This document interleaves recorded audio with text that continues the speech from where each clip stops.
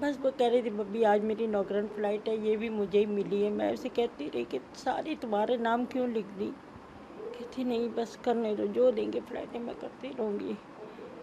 आज मुमकिन है हमें शायद उतरना भी पड़े, शायद देखें थोड़े से देर से जहाज़ चले, आप फ़िक्र नहीं करना। बस आधा घंटा मेरे पास बैठी बातें करती रही अपने ही ऑफ़िस की।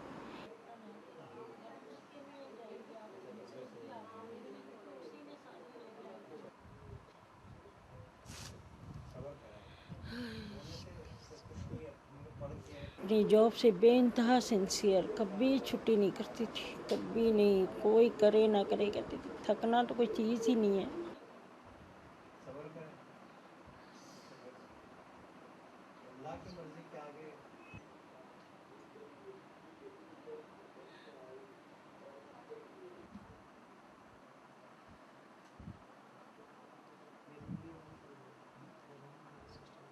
मैं टीवी देख रही थी उस वक़्त और अपने बेटे से नेट पे बात कर रही थी। मेरा बेटा मॉस्को में होता है, उससे बात भी कर रही थी, साथ में टीवी भी देख रही थी। और ये था कि 7 बजे इसकी फ़्लाइट लैंड करेगी। एकदम उन्होंने पहले तो कहा कि वो दूसरा कोई छोटा जहाज़ गिरा है, फिर उन्होंने कहा हेलीकॉप्टर है।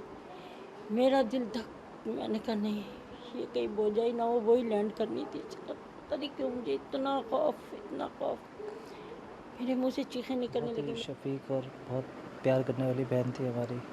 बहुत अच्छे तरीके से उन्होंने हमेशा हमारे साथ रही है। बहुत अच्छी हँसी मज़ाक वगैरह फ्रैंक थी। मेरे बच्चों के साथ बहुत अच्छी उनकी रिलेशनशिप थी।